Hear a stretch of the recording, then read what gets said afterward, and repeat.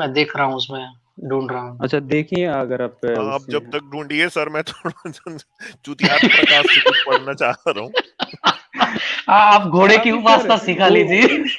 Amit sir पहले ये तो पढ़ दें, दयानंद कृत यजुर्वेद भाष्य। दयानंद ये वाला कृत थोड़ा यजुर्वेद भाष्य एक।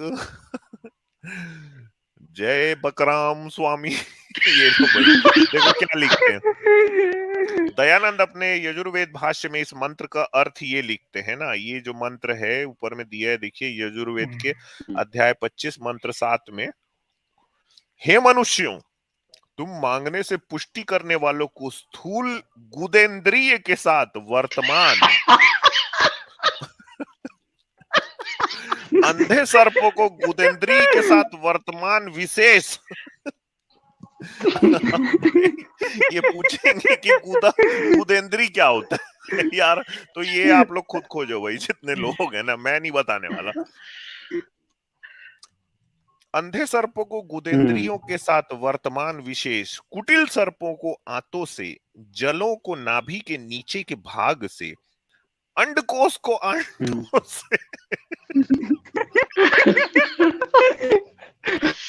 घोड़े के लिंग और वीर्य से संतान को, पित्त से भोजनों को, पेट के अंगों को गुदेंद्रिय और शक्तियों से शिखावटों का निरंतर लेव।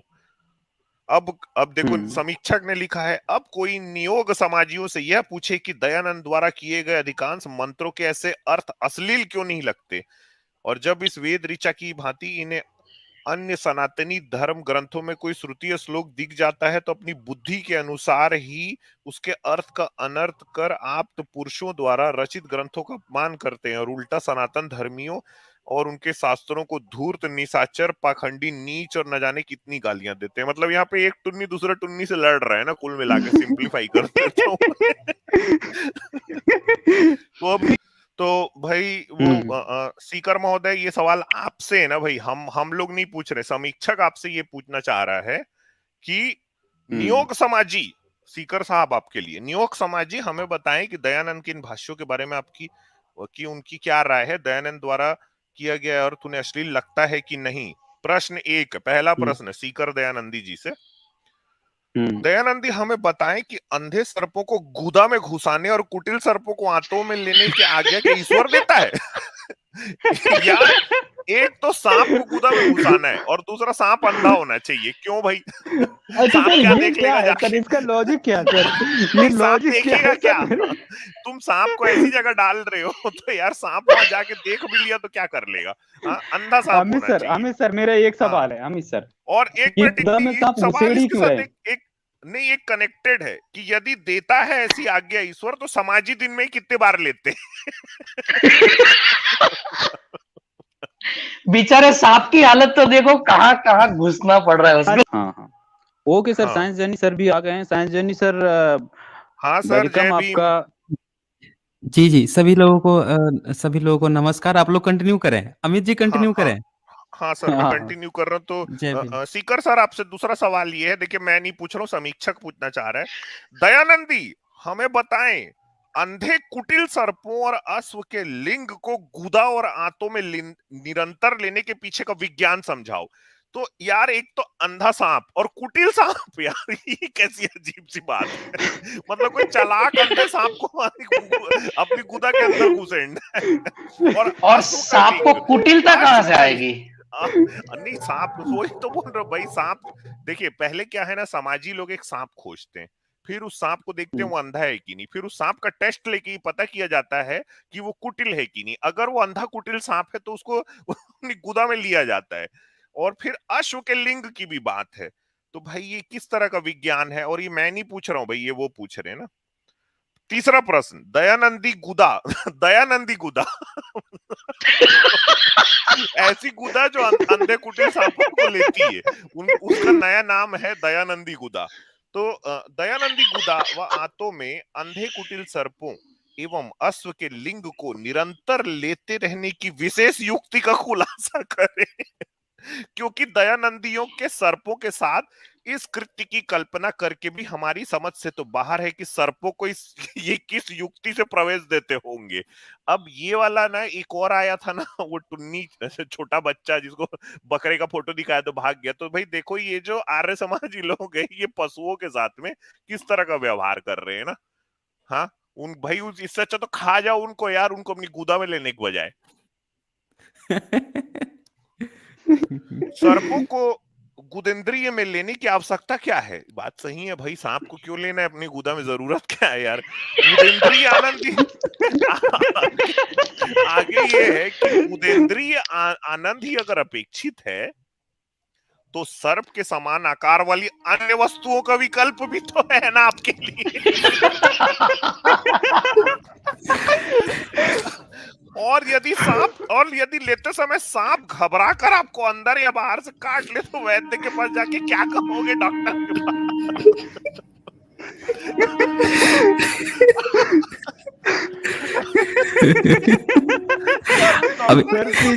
मरीज आके बोला कि सांप काट लिया। बोले कहाँ काटा है? बोले गुदाम काटे। क्यों? बोले सर वो अंधा कुटीर सांप ले रहा था।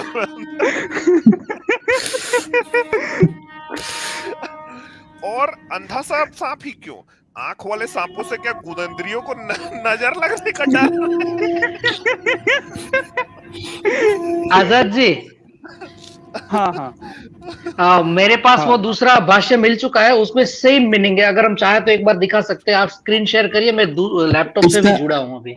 इसका ना अगला वाला भी दिखा दीजिए एक बार अमित जी। इसका अगला वाला भी दिखाइए, प्रश्न 6 है ना, इसका अगला वाला भी एक पर दिखा दीजिए, फिर उस पर जर्विस जी का हम लोग देखेंगे। अच्छा, ये जो प्रश्न 6 वो बता दूं क्या? नहीं, इसके आगे वाला भाष्य है, और आगे बढ़ाते जाइए। अच्छा, हाँ आगे बढ़ाते जाइए। आगे बढ़ाइए। शंका समाधान। हाँ, और शंका नहीं छठे नंबर का प्रश्न कह रहे थे साइज में जी। छठे हाँ, ये भाष्य 2 हाँ भाष्य 2 ये अच्छा, भाष्य 2। अच्छा देखिए, तो दयानंद सर आप ना मेरे से गजब काम ये पहले रियलिस्ट आज आप करा है साईं चरनी सर, आज आप भी करवा रहे हो। दयानंद कृत यजुर्वेद भाष्य नंबर 2। ये यजुर्वेद के अध्याय 25 मंत्र 1 में दयानंद इसका क्या भाष्य लिखते हैं मंत्र का? हे अच्छे ज्ञान की चाहना करने हुए, हे अच्छे ज्ञान की चाहना करते हुए ज्ञानी जन। यहां तक बहुत बढ़िया बात है ना सर। आंडाभ्यम वीर्य को अच्छे प्रकार धारण करने वाले आंडों से वीर्य वर्ष आने वाली अंग यानी लिंग को मुख के चारों ओर जो केस अथवा दाढ़ी उससे वे पदार्थ अच्छे से ग्रहण करने चाहिए। ये क्या है सर? ये लोग, ये क्या लोग हैं? ये वर्बल ये वर्बल बीएसडीएम लग रहा है मुझे।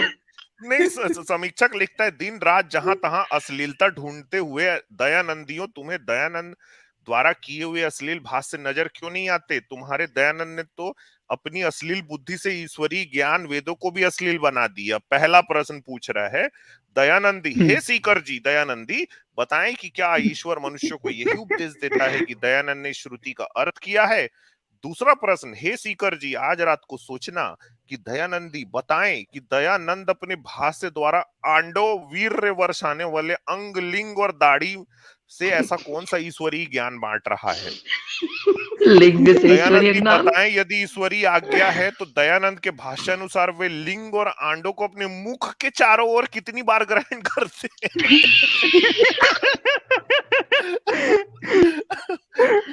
दयानंदी आंडों एवं लिंग को मुख के चारों ओर ग्रहण करने की विशेष युक्ति के साथ साथ उसके पीछे का वैज्ञानिक रहस्य समझाएं।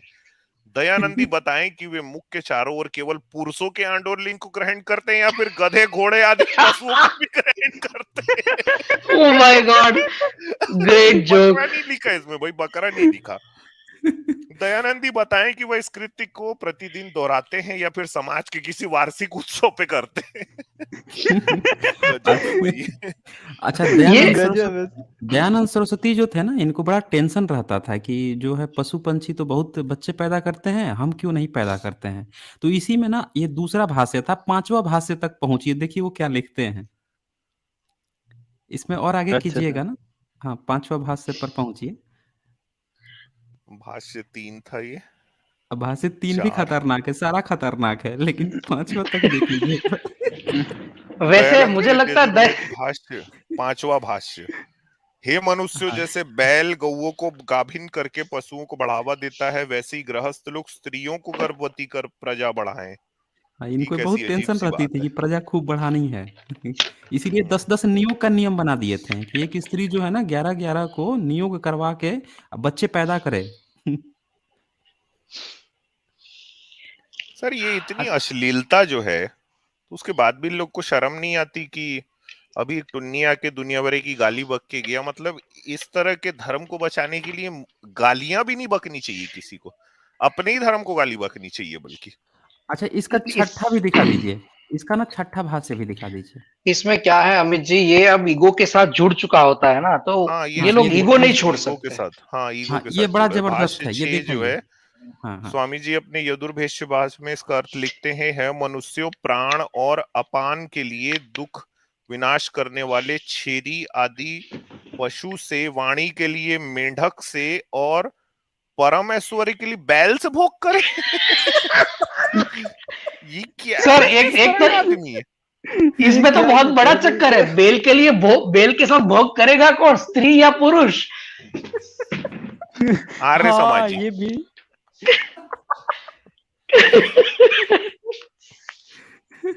अरे ये कैसी गंदी गंदी बात है भाई ये सब। 7वां भी देख लीजिए। साईं जर्नी सर, ये पाप में आप भी भागीदार हो ना, ये सब मेरे से आप ही करवा रहे हो। देखो भाई, मैं अच्छा, स्त्री पति से और पति अपनी स्त्री से कहे कि हे स्त्री, तू मेरे नाभि के नीचे गुहेंद्री मार्ग से निकलने वाली अपान वायु की रक्षा कर। मतलब अगर पाद दे आदमी तो उसकी रक्षा करे वो बीवी। क्या है सर ये। मतलब सही में ये कौन सी बेस्ट किस्म की चिलम फूंक के दयानंद जी बैठे थे, पता नहीं चल रहा है। साइंस जर्नी सर, अब सीकर मुझे लगता नहीं कभी भटकेंगे इधर को। अब इनका ये ना मैं बहुत एक्चुअल भटकेंगे भाई पॉइंट तो दिखा मैं एक देता हूँ। वीडियो भेज दूंगा आपको। जी, एक्चुअल में इनका ना, इसका आगे करिए, नेक्स्ट जो अभी चैप्टर आएगा इसके बाद से वो भी दिखा दीजिए, वो बहुत ज़रूरी है दिखाना। क्योंकि आर्य हाँ समाजियों हाँ को हमेशा ये बात का डाउट रहता है कि दयानंद सरस्वती ने वेद पढ़ने का अधिकार दिया, कहा कि नहीं चारों वर्ण बराबर होते हैं, तो इसीलिए हम पुराने हम्म भाष्य को नहीं मानेंगे। देखिए कितने रेसिस्ट व्यक्ति थे। इनमें ना इन्होंने भंगी को कहा है, जो भंगी शब्द इस्तेमाल किया है उनको अछूत कहा है। ये देखिए ये वाला पढ़े, नहीं, ये 8 है ना, इसमें आगे जी ले सर, आइए, इसका आगे वाला ले आइए, उसके आगे बढ़िए। 9 में आ जाओ। यजुर्वेद भाष्य नस्ल भेदी भाष्य जातिवादी नस्ल दयानंद, भेदी हाँ। जाति और ज्ञान, हाँ उसमें आ जाइए। देखिए ऊपर क्या लिखा है, पैदाइशी, अच्छा छोड़ दीजिए उसको। दयानंद अपने यजुर्वेद भाष्य में इसका अर्थ ये लिखते हैं कि हे परमेश्वर राजन, आप बंदर किसी छोटी आंखों वाले शीत प्राय देशी मनुष्यों को, पीली आंखों वालों को उत्पन्न कीजिए, चांडालम भंगी को, गंजे हम्म को, पीले हम्म। नेत्रों से युक्त पुरुष को दूर कीजिए, काले रंग वाले। हाँ देखिए, वेद में ये ईश्वर तो कह रहा है भंगी को हाँ दूर रंग करने की भेद है, नस्ल। सीधा सीधा। अब हाँ, अब ये ना इसकी पढ़िए, समीक्षक की भी बात पढ़, ये जो ऊपर कहता है कि ये स्वामी जी अपने इस अर्थ की पुष्टि के लिए स्वामी जी अपनी समीक्षक शर्त से की ऊपर। पुष्टि के लिए भावार्थ में स्पष्ट शब्दों में लिखते हैं कि भंगी के शरीर से आया वायु दुर्गंध युक्त से सेवन योग्य नहीं होने के कारण उसे दूर भगाएं। वाह हाँ रे इस कपोल कल्पित वेद भाष्य के बताइए। लिखने वालों, वेदों के नाम से अनैतिक शिक्षा कर लोगों से घृणा कराते हुए भड़वानंद, क्या कहने तेरे, तुझको ऐसी मिथ्या अर्थ करते तनिक भी शर्म नहीं आई? ये भी नहीं सोचा अब कि जब अब ये विद्वान जन छोड़ दीजिए, तुम्हारा ये छोड़ दीजिए। अर्थ पढ़ेंगे। हाँ इसको छोड़ दीजिए, अब मुद्दे पर आइए कि ऊपर वाला ले हाँ आइए, ऊपर वाला ले आइए। हाँ ऊपर हाँ सर। जो श्लोक था ना उस पे आइए। हाँ, हाँ। हाँ अब ये देखिए कि यहाँ से ये वेद है जिसको कहते हैं कि ईश्वर की वाणी है 1 अरब 96 करोड़ साल पहले था। 1 हाँ अरब 96 करोड़ साल पहले ये आर्य समाजी आके कहते हैं कि हम किसी और का भाष्य नहीं मानेंगे, दयानंद सरस्वती का ही भाष्य मानेंगे। अब इसका जवाब दीजिए कि 1 अरब 96 करोड़ साल पहले ईश्वर जो है ये कह रहा है कि ये भंगी दुर्गंध देता है। उस समय भंगी जाति होती थी जो उसको कह रहा है कि दुर्गंध देता है। और वो नस्लभेदी काम कर रहा है ईश्वर इनका वेद देते हुए। सवाल ये है और ये लोग क्या प्रचार करते हैं कि दयानंद का भाष्य जो है ना शूद्रों के लिए, अछूतों के लिए है। पुराने जो पंडित पुरोहित थे इन्होंने शूद्रों को नहीं पढ़ने दिया, हम पढ़ने दे रहे हैं, लो पढ़ो। अब बताइए इनके वेद में दयानंद सरस्वती भाष्य करते हुए बोल रहा है कि ये तो अछूत है, इनसे दुर्गंध आती है, दूर रहना चाहिए। अब बताइए ये इनका एक्चुअल ये पॉइंट जो वेद का भाष्य है लोग जानते तक नहीं है। ये दिखाना जरूरी था जी।